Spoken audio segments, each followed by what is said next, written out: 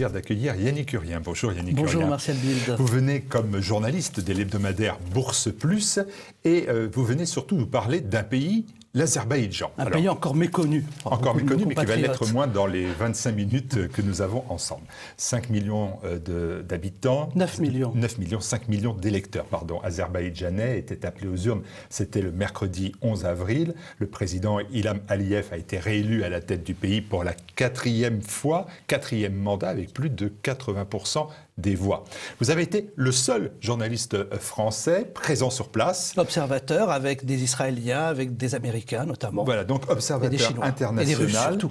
Vous avez rencontré donc les autorités du pays. Alors, ma première question, elle est quand même simple. Comment un journaliste qui s'occupe de questions boursières, prioritairement, et d'économie, se retrouve observateur international à l'élection présidentielle en Azerbaïdjan? C'est la culture générale, c'est l'intérêt pour le monde, c'est l'intérêt pour ce petit pays qui est pourtant stratégiquement si important, avec un intérêt que porte ce pays pour la France.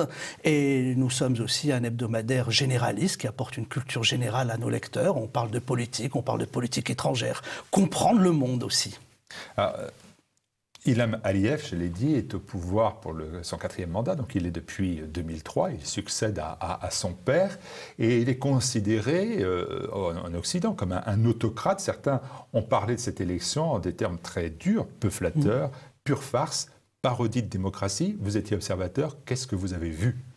Les Azéris répondent à cela avec beaucoup d'humour. Ils rappellent que Bouteflika va peut-être commencer son 5e mandat, qu'Angela Merkel, elle aussi, a eu plusieurs mandats successifs. Et ils sont parfaitement au courant de la situation internationale et de ce que l'on dit de leur pays. Et ils analysent cela avec beaucoup de recul, en disant « Nous sommes une jeune démocratie, on est encore un petit pays, comprenez-nous bien. » On a vécu pendant 100 ans avec le communisme, et c'était Moscou qui désignait son gouverneur à Bakou. Maintenant, on est un pays depuis 25 ans, on a besoin de stabilité. Notre démocratie n'est peut-être pas encore mature comme celle des grands pays occidentaux, mais peut-on comparer un pays qui a seulement 25 ans, qui sort d'un siècle de communisme, avec la France qui a 1500 ans d'histoire, avec les États-Unis qui sont une démocratie depuis 200 ans. Laissez-nous le temps de respirer, de faire les choses progressivement. Pour l'instant, on a besoin de stabilité. L'Azéri me dit, moi j'ai connu Bakou il y a 20 ans. Il y a 20 ans, on faisait la queue pour avoir du pain, quand on pouvait avoir la chance de trouver du pain. Aujourd'hui, la situation a considérablement changé. Le pays s'est très fortement développé. Donc peut-être que tout n'est pas parfait. Laissez-nous du temps. C'est ce que j'ai entendu. Alors, ce qui ne s'était pas développé, a priori, c'est quand même le mode électoral, puisqu'il y avait 7 candidats qui étaient opposés à Ilham Aliyev.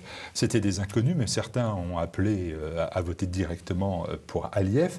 Rien donc qui puisse en remettre en cause son autorité qui tient de son père, qui avait été donc le président de l'Azerbaïdjan, et puis autorité qu'il partage d'ailleurs avec son épouse, qui s'appelle Mehriban Aliyeva, et qui est nommé premier vice-président. Oui, mais enfin qui est nommé premier vice-président, et cela depuis plus d'1 an. Alors, élection fictive, disent certains, avec des candidats qui n'étaient pas vraiment des candidats de l'opposition, dont certains soutenaient le régime en place.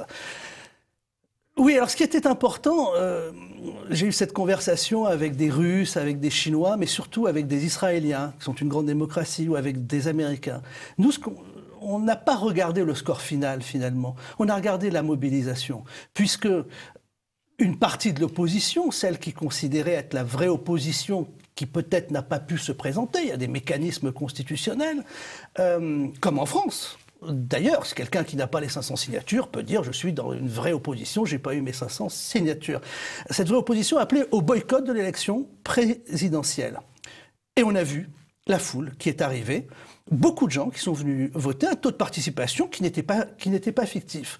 Vous allez sans doute, Martial, me rétorquer que dans ces gens qui sont allés voter, les fonctionnaires ont été obligés d'aller voter, sinon ils se faisaient mal voir. Peut-être que le patron d'un bistrot de Bakou a dû se déplacer, sinon il n'avait plus son autorisation pour mettre sa terrasse. Ça existe partout, certes, mais en réalité, on a bien senti, j'ai bien senti dans les visages que les gens avaient envie d'aller voter, de participer à la vie démocratique de leur pays. Mais il y a aussi autre chose qui est très important. C'est que finalement, dans ce Il faut bien comprendre que c'est une population qui ne sait pas ce que c'est que d'aller voter. Et pour eux, faire la queue dans une file d'attente, donner son papier d'identité, voir si on est bien inscrit sur une liste électorale, prendre son bulletin, peu importe les autres, rentrer dans un isoloir, mettre le bulletin dans l'urne, pour eux, c'était un événement. C'est quelque chose de très nouveau. Et ils ont déjà finalement, à travers ce mode d'emploi, le mode d'emploi de la démocratie. Et peut-être qu'après ce mode d'emploi de la démocratie, une fois qu'il y aura le mode d'emploi constitutionnel qui va s'affiner au cours des prochaines décennies, c'est ce que l'on peut espérer pour eux. Pour l'instant, comment faire son métier de journaliste clairement sur place dans un pays où Reporters sans frontières, qui est une ONG, indique que l'Azerbaïdjan est 162e, Yannick Curien, 162e sur 180 pays dans le baromètre de la liberté d'expression. Et je ne viens pas sur ce plateau en vous disant que tout est parfait en Azerbaïdjan, Martial Bild. Vous citez l'Azerbaïdjan. Avant d'y aller, on se pose évidemment la question. J'ai appelé au Quai d'Orsay quelques amis, j'ai appelé quelques parlementaires. L'Azerbaïdjan ne figure sur aucune liste noire gouvernementale. La République française a une ambassade, a des liens réguliers, permanents avec l'Azerbaïdjan, avec les ministres. Il y avait la semaine dernière à Bakou, une semaine de la francophonie qui était organisée.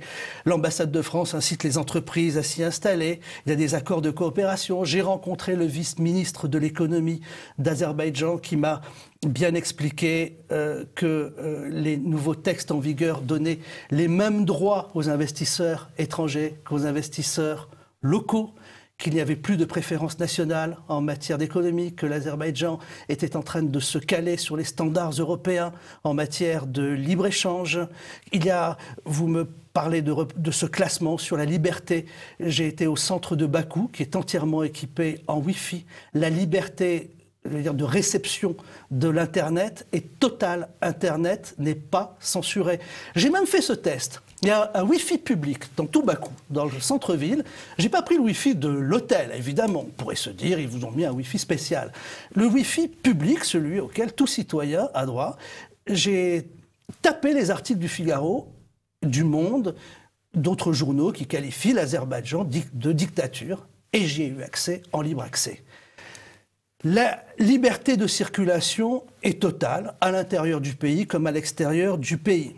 Ce pays est un modèle. Ça, personne ne remet en cause en matière de pluralisme religieux et de tolérance à l'égard des religions. Les chrétiens y vivent totalement librement, ont accès à tous les postes sensibles et importants du pays, y compris la communauté juive, qui elle-même reconnaît que c'est en Azerbaïdjan qu'elle est le plus en sécurité, sur toute cette zone. Il y a des vols réguliers entre Bakou et puis Tel Aviv. Donc il y a une liberté religieuse, une liberté d'entreprendre. Peut-être que la liberté d'expression, certainement, je ne remets pas du tout en cause ce que dit le classement de Reporters sans frontières, n'est pas total, mais ils nous disent laissez-nous le temps. Moi, c'est ce que j'ai entendu. Rien n'est parfait. J'ai rencontré une personne importante au sein du ministère des Affaires étrangères qui a reconnu, qui m'a dit simplement il y a ce message qui revient très fréquemment, laissez-nous le temps, et on n'est pas dans une sorte de dictature à la caricature où on vous explique que tout va très bien dans ce pays, on est dans un monde parfait. Loin de là. Tout va très bien pour la famille Aliyev, parce qu'au népotisme s'ajoute quand même une grande dénonciation, c'est celle de la corruption. La corruption est en train d'être endiguée avec une loi qui a été votée, le tout électronique.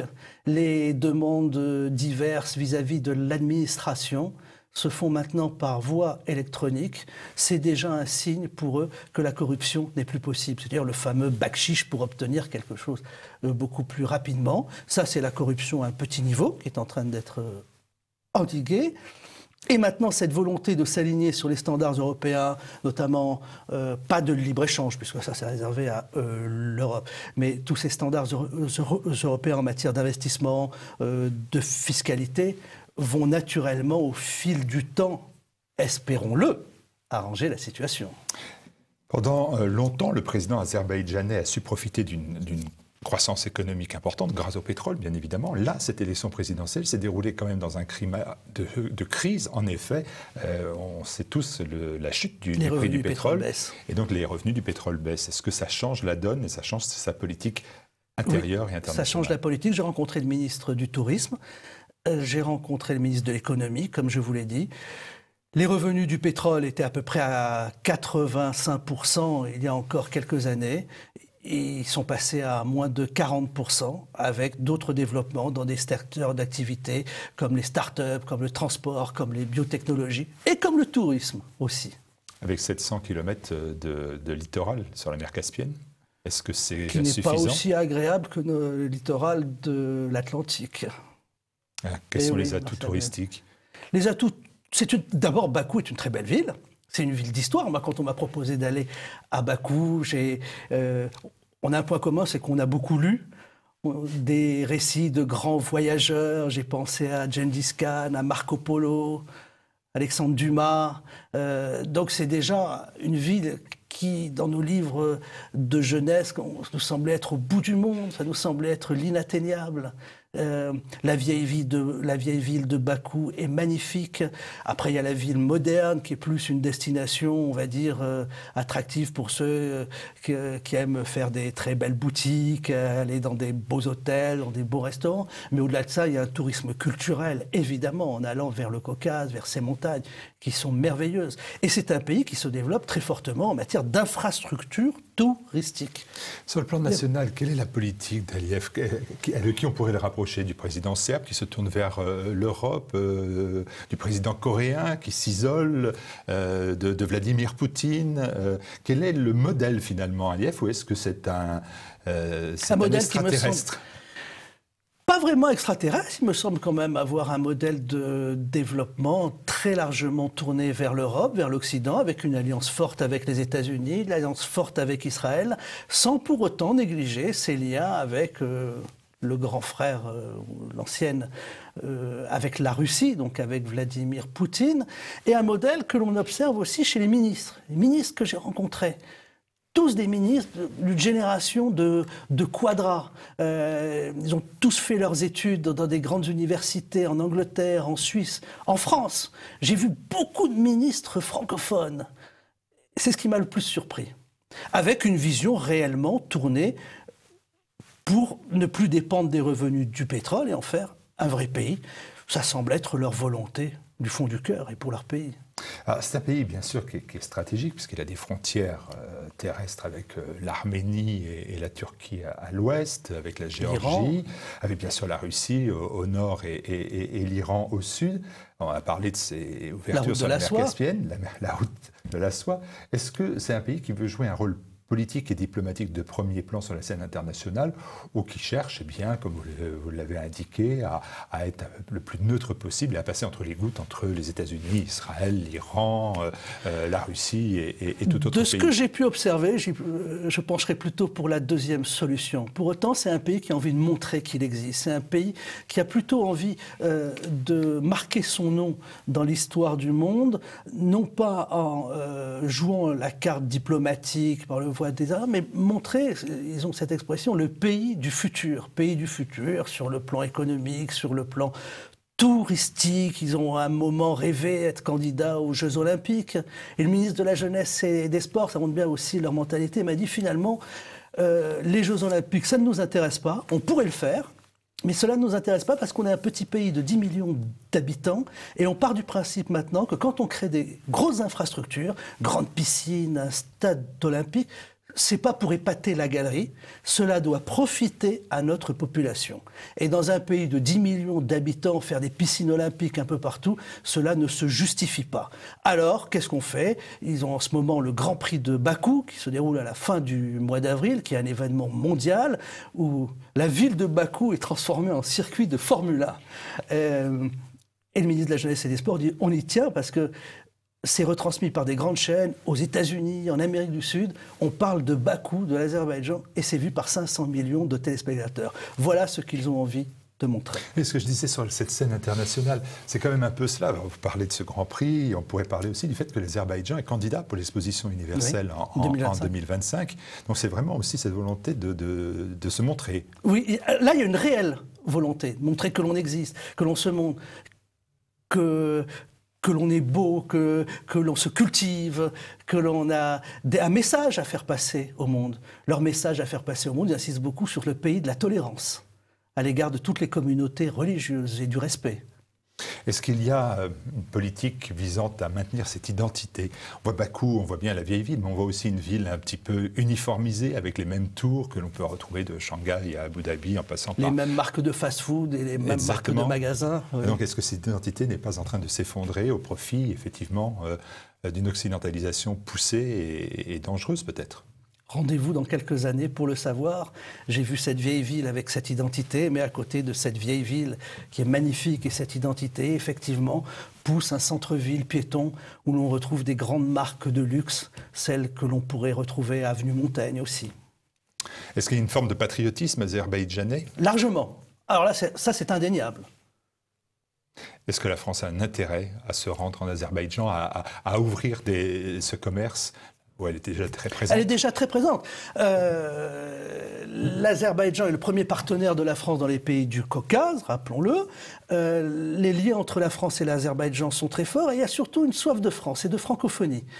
Je vous ai dit que la semaine dernière, il y avait la semaine de la francophonie à Bakou. J'ai visité le lycée français de Bakou, qui n'est pas un lycée qui dépend de la mission française, donc de l'éducation nationale, mais qui est financé à 100% par le gouvernement.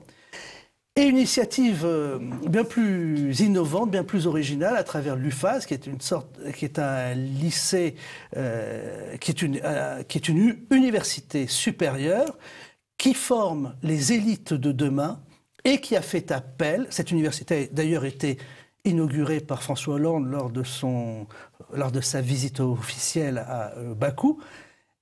Et les Français que j'ai rencontrés, certains m'ont dit: ils nous font une grande confiance.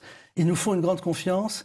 Ils mettent entre les mains de nous, Français, la formation de leurs élites de demain. Les cours sont en 3 langues, dans la langue naziri, évidemment, en anglais et en français, sur des disciplines comme le pétrole, les biotechnologies, l'informatique. Et ils font venir par avion des professeurs qui viennent de nos universités françaises, tout cela payé à 100% par le gouvernement d'Azerbaïdjan. Et quand on parle de la France, c'est ce qui m'a aussi le plus marqué. La France est présente partout. Je n'ai pas vu une seule rue sans un rappel à la France, par une marque d'une entreprise française, comme les boulangeries Paul, qui sont très largement présentes, comme Yves Rocher. Vous avez toutes les marques de parfums, de cosmétiques, l'automobile avec Renault. Mais quand on dépasse les simples marques, vous avez dans chaque coin de rue le nom d'un café, Café de Paris, le Passage, une boulangerie, marquée Boulangerie française. Et chez les Azéris, quand on parle de la France, il y a toujours un sourire qui revient, c'est-à-dire la reconnaissance que c'est une grande nation qui apporte quelque chose au monde, avec évidemment toujours le cliché, la mode, les parfums, le champagne, mais pas seulement, une puissance technologique, une puissance du savoir, une grande admiration et une volonté d'apprendre le français. Il y a eu la semaine de la francophonie à Bakou.